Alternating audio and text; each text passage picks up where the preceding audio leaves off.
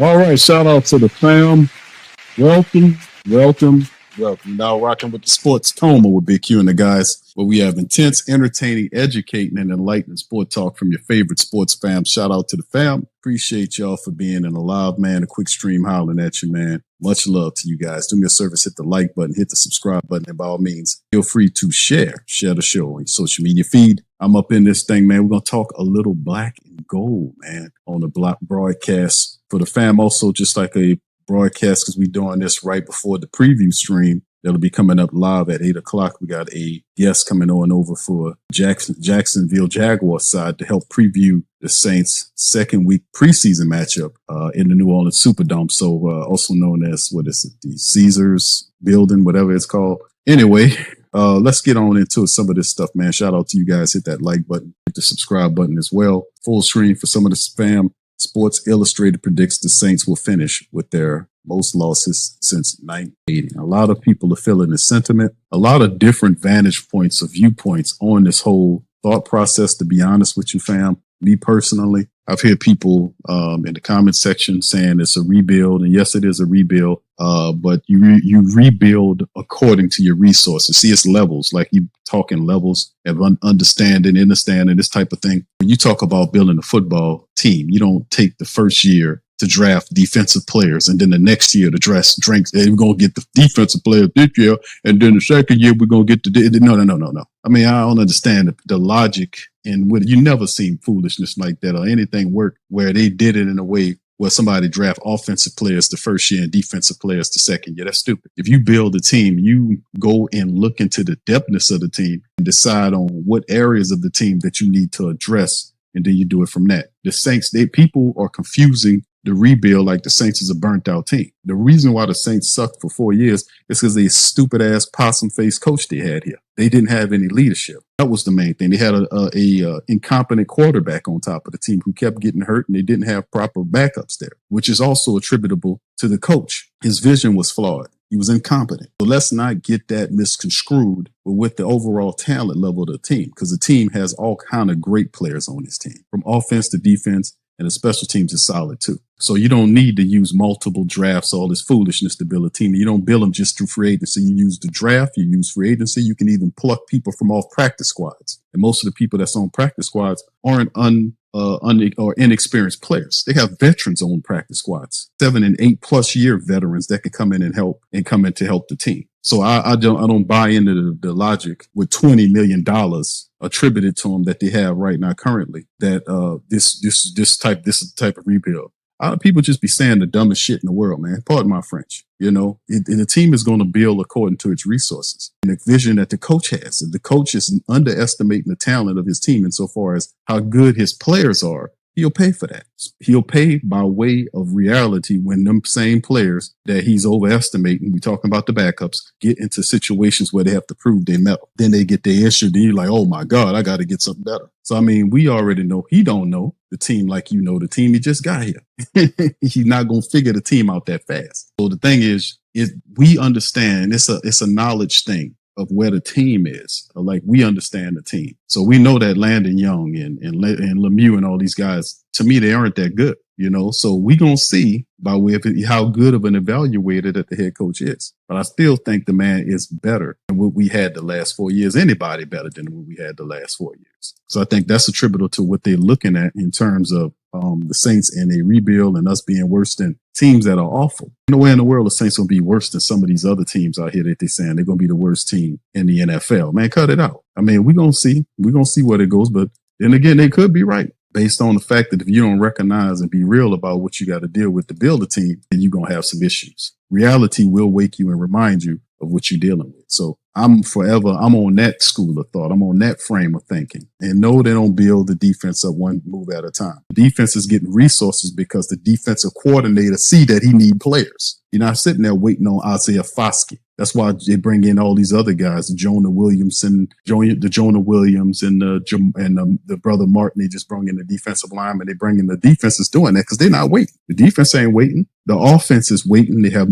a different patient approach with the backups over there in the players over there. The defense ain't playing that. Daly knows exactly what he wants, and if players are not stepping up, he going to find players. That's the mentality you need to have. There's two different minds happening here. Defensive coordinator saying, hey, man, let me get this. And they saying, okay, look, you can get that. If the offense had that same perspective, they can. And there is talent out there. There's always talent out there to bring on to your team. When teams start cutting players, they'll have players there. You can bring them on. You can trade for players. You can pick people off the practice squads when the time comes, all this kind of stuff. And there's still a lot of good players that's still available in free agency right now.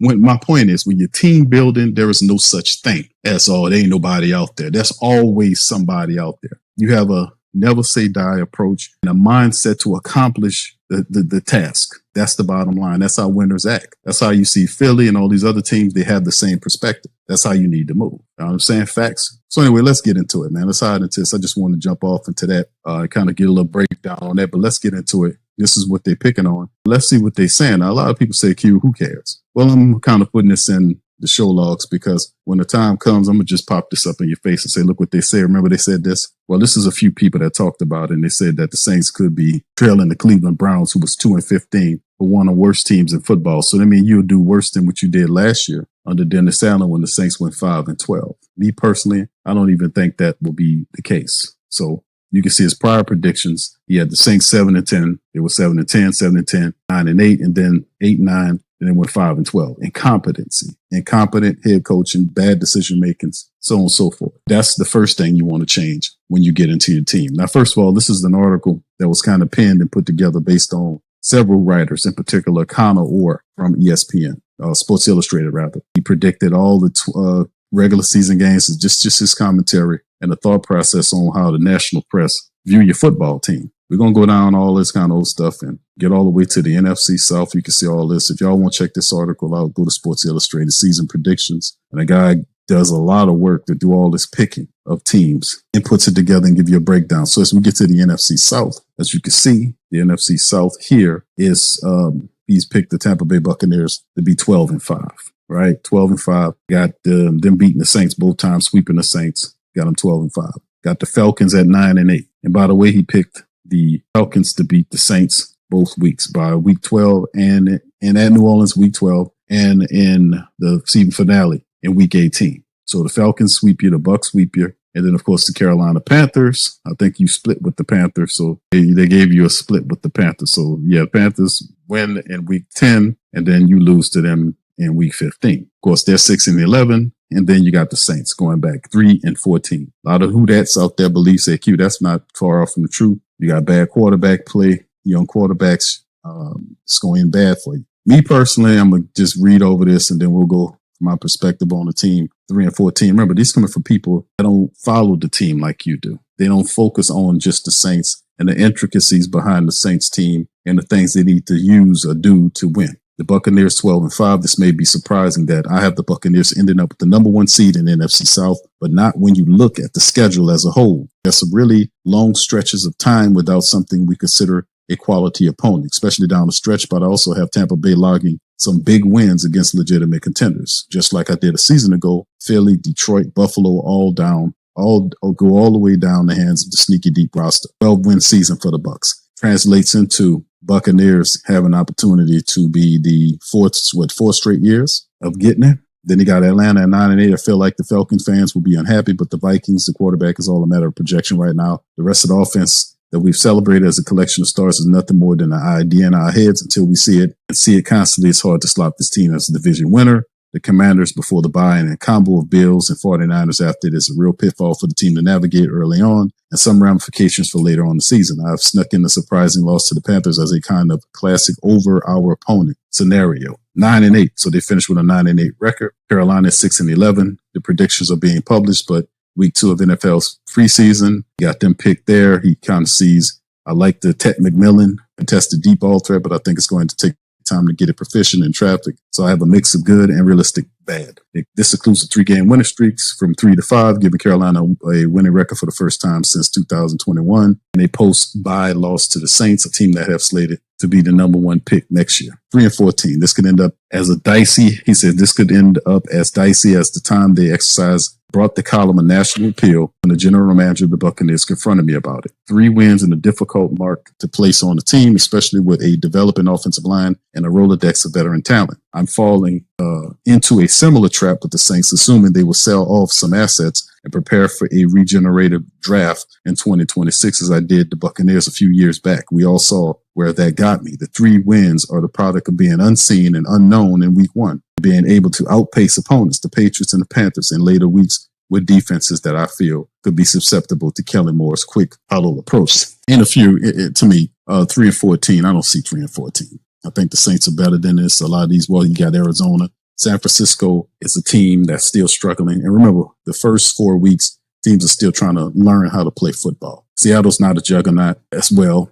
San Francisco is still trying to learn. They were bad last year. They're trying to get it together with Brock Purdy. Buffalo could be difficult. The Giants are still a Saints win, in my opinion. New England is still a Saints win, in my opinion. Chicago still struggling with their quarterback situation up against Ben Johnson, the new head coach out there. They having all kind of problems. Week 7, they could change it, but it's still Chicago. Chicago is a dysfunctional football team until we see otherwise. Then the matchup against Tampa Bay will be difficult. The Rams matchup will be interesting. The Carolina game is a win, in my opinion. The Atlanta game, they have to win that one. You can't lose both games in his first season against Atlanta, even if we split with Atlanta. Miami is an intriguing team that I still think the Saints could beat. Tampa Bay, I think we split with some of these teams. Tampa Bay, if they're talking a sweep scenario or something like that, I still say the Saints is tough to beat in the Superdome. We'll see. I can see a scenario where we split with all these teams, to be honest with you, from the NFC South. I can see that. They got the Saints losing to the Jets. The Jets struggle. They got Fields up there, but the Jets haven't really done anything. Tennessee have a rookie quarterback. What make their quarterback situation better than ours when that's not a complete team? It's more than Cam that they need to win games. Will they turn it around by week 17? We'll see. So it's a lot of teams on here that were last place teams, is what I'm saying. These last place teams, in my opinion, not better than my last place team, because my last place team had pieces in place. They needed solid quarterback play. They need really solid offensive line play. What I'm saying is a lot of people see this as something of interest in terms of the Saints. How can the Saints win games this year? Because I don't think Kellen Moore coming to this thing saying, hey, man, we're trying to win and learn. You know what I'm saying? We're trying to win and learn. I don't think anybody with when you look at quarterback situations with what Carolina had when they had drafted the guy, and it's like, this guy is our guy. Coming into what the Saints are doing,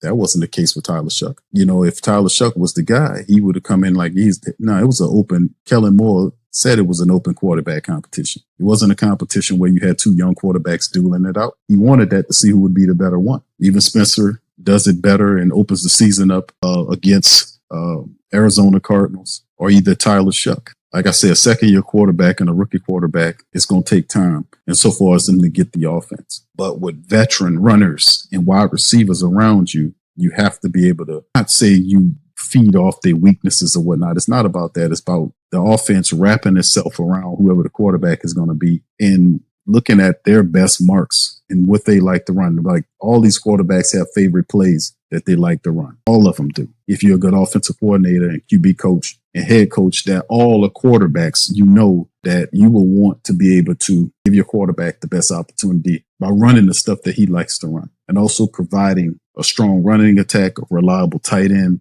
and a guy that's able to get the ball downfield, because everybody, or you should know, that when you match up, when Arizona or anybody match up with the Saints in a regular season, they're going to be stacking the box to stop Elvin Kamara until the quarterback who's in there can prove that he can beat the defense deep. They're going to stack the box. That's just common football knowledge, right? They're going to stack the box against you until Kellen Moore gets Tyler Shuck or Spencer Rattler, whoever the quarterback is, to open up and get that ball downfield with that track team he running. Cooks, Olavi, Shaheed, getting the ball deep. That'll push them safeties back and open that running attack up. Simple as that. So really the true test is the Saints offensive line. We know that right now they got 2 linemen that's dealing with issues. Trevor Penning has a turf toe. He'll be out at least 3 to 4 weeks. And you have one back of your best center is out for the rest of the season. So you had a veteran you brought in to compete with Trevor Penning, Dylan Redunce, who's had a lot of starts at the guard position. So you might be all right there. But him coming from the reserves, weaken your reserves. So you would then have to go and find better reserves that can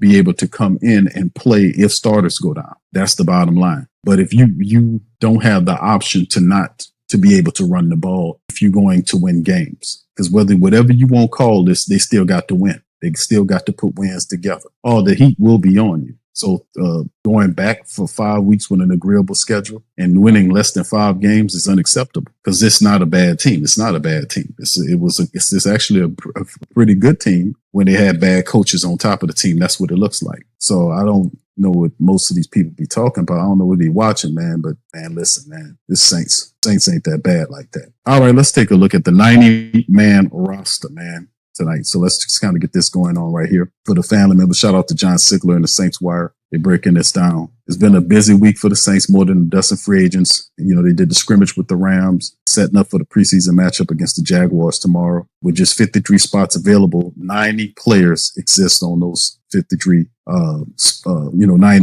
53 spots are what you're going to need to get to the regular season depth chart. 90 people are currently on the Saints squad. Hunter Deckers got waived. So it's back to 3 quarterbacks. With this order, Rattler, Shuck, and Hayner. You look at the running backs currently. Elvin Kamara, Kendra Miller, Clyde Edwards-Helaire, Velus Jones Jr., Cam Akers, Devin Neal, and Marcus Yarns. Now, we know Devin Neal is still dealing with an injury. So the Saints put him on the pup list to kind of reserve a spot for him, right? If he's not ready to go, could they puppy list him? And that saves him for the team. He don't have to go into the waiver wire or all this kind of stuff. I think Marcus Yarns will end up on the cut list. And possibly Cam Akers. Cam Akers hadn't really looked that impressive in there. And Velus Jones Jr., based on what he was doing in these prior games, has definitely moved up. Clyde Edwards-Helaire did a good job for himself in there. Kendra Miller looked decent. If they were to start, and he's making a good listen that Kellen Moore, when he ran offensive coordinator for the Chargers, had 4 running backs. Not only would you keep 4 is because you know that the 4th guy more than likely will have some type of special teams component. And Velus Jones Jr. is also known as a special teams player that returned. But he's also a guy you can use at wide receiver and running back because he has tremendous speed. So having Velus Jones Jr. and guys like Rashid Shaheed on the same team with speed all the way around could help. But it was interesting to see how they used him in the first preseason matchup. So he kind of leaped up over a lot of these other people. All right, into the tight ends. Juwan Johnson, Taysom Hill, and Foster Moreau on the pup list. Jake Stahl, Trayton Welch, Michael Jacobson, Matavo, and Seth Green. We don't know exactly how. We know that Taysom Hill is not going to be ready right away. We thinking Foster Moreau might be there a little early on, but still in all, he hadn't taken any snaps in the preseason, so you're going to just open him up for the regular season. He's a veteran, but he still needs time to kind of get practice and get rolling again. He'll be super rusty. So you can more than likely see that guys like that might not be ready for the start of the regular season. We still got maybe 3 weeks left before we go, so there's plenty of time there to kind of find out who's ready. Jack Stahl is the team's best tight end blocker in terms of blocking. The Saints bringing him in. He's supposed to act more like a tight end fullback kind of guy to kind of go in and block for you in the running plays, this type of thing.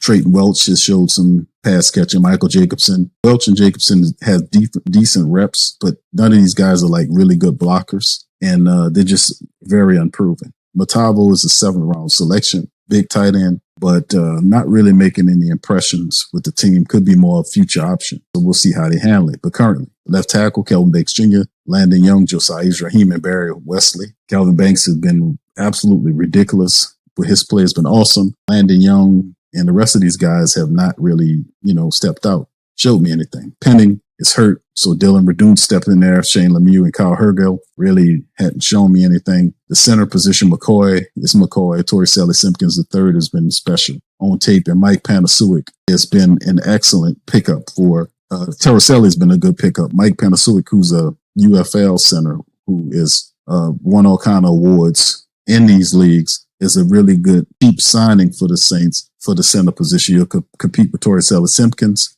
and Torricelli can play guard as well as center. We'll see how that works. I'm looking forward to that center battle between those guys. Right guard, Ruiz, Hergel, Easton Kilty, nothing really popping there. Fuaga and the rest of those guys, Jonathan Mendoza, they haven't really made their presence felt. Chris Olave, Shaheed Cooks, Cedric Wilson Jr., Mason Tipton, Pettis, Kevin Austin Jr., Donovan Peoples-Jones, Mochi Dixon, and Roderick Daines, who just got signed to the team after they put Bub Means on the IR. So Bub Means is not on this list. He was a drafted wide receiver who had the most potential, I guess, of the group, and the rest of these guys, because the Saints actually drafted Bub Means. The rest of these guys are undrafted guys trying to make their presence felt. Get Cedric Wilson Jr. step up. He made some plays. Mason Tipton's making plays. Pettis is trying to get going, but nobody else from this group is really doing anything to step out. Special teams, Burnup is doing his thing. He leading the battle. Blake Grupe is heading away. And then, of course, you go defensive.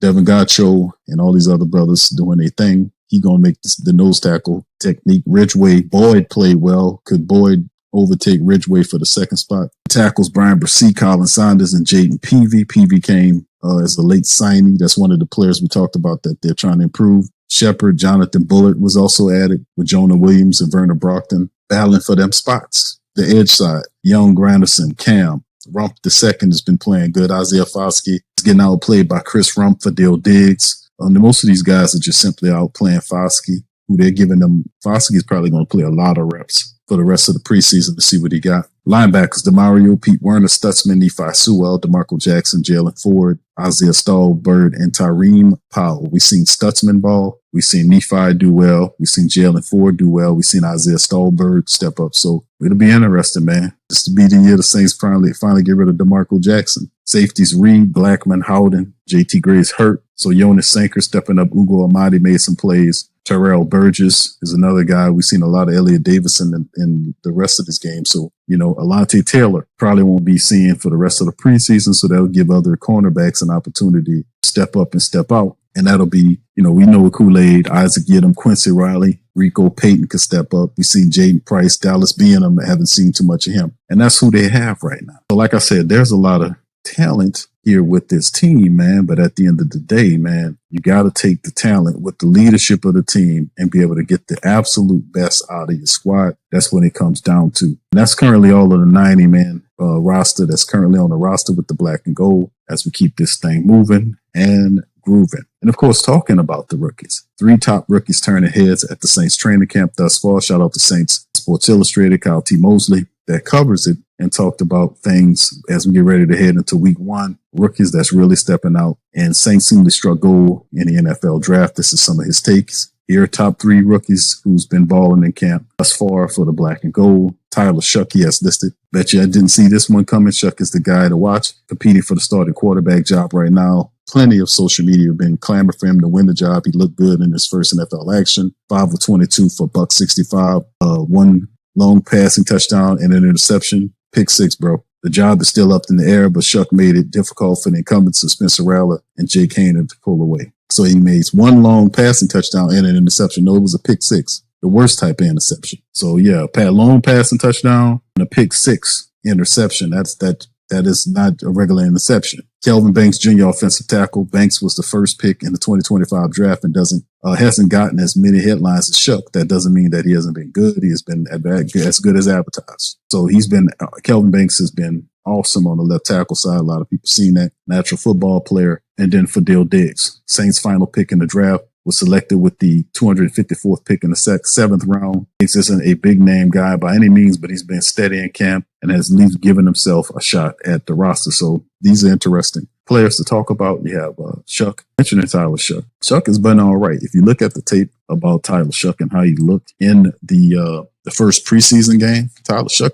was really awesome in that first game. He really was. Tyler Shuck was pretty good. If he didn't have the pick 6 interception, he would have had a very solid game. You know what I'm saying? But what's really impressive about Tyler Shuck is how he handled it. He was able to then pick 6, and you could see it in his face when he threw it. He was like, "Oh man!" And then I was like, "Okay, you did it. So let's see how you respond." And the man came back and he guided the team to get the touchdown on the long throw, which was awesome. But he was responsible for 10 points when he was out there. He was able to get the Saints down the field goal range to kick the field goal, and then he threw that deep touchdown to Mason Tipton. He was responsible for 10 points. Spencer Rattler was not. 7 of 11 for 53 yards and a fumble. Not good numbers. But Tyler Shuck will get the start. He will run with the ones, like I said, because the Saints, and it's like I said, it's not really a surprise that the Saints are moving Tyler Shuck in, to get an opportunity with the ones. It's just common sense because it's just his turn.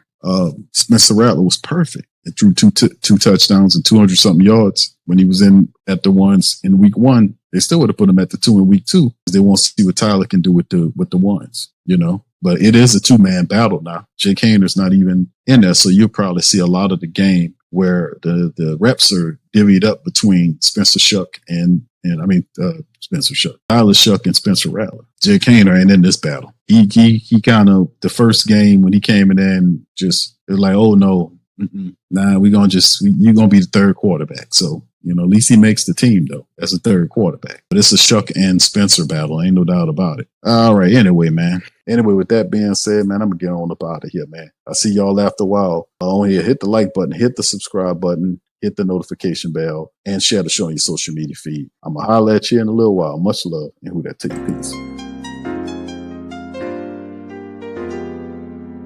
Yeah. Boogie like Benson, I'm a who that. I'm a who that. Long as I'm living, I'm a who that. Lose or winning, I'm a who that. Sports Coma, yeah, this is where we do that. Where we do that, where we do that, where we do that, where we do that, where we do that. Boogie like Benson, I'm a who that. I'm a who that. Sports Coma, this is where we do that. Where we do that. Welcome. Somebody please better help. Running this thing like Elf. I thank God every day I'm not a felt. Go to YouTube Live with Big Q and the guys. If you ain't right to die, the bandwagon get flipped. Been marching in, that was way for the ring. I was yelling out your chain for the championship. Fucking on town, duck down. Falcons, pluck, get shut down. Panthers ain't much touchdown. The vision really belong to us now. So much hate on the Saints, you could probably tell. Ever since Bounty Gate hit the NFL, when things seem fishy, then you probably smell the crooked referees or Roger Goodell. Yeah, running like this, and I'm a who that. Every day I'm living, I'm a who that. Lose or winning, I'm a who that. It's the Sports Coma, this is where we do that. Where we do that, where we do that, where we do that, where we do that, where we do that. Boogie like Benson, I'm a who that. It's the Sports Coma, this is where we do that. You're listening to the Sports Coma with Big Q and the guys on the PRO Media Network.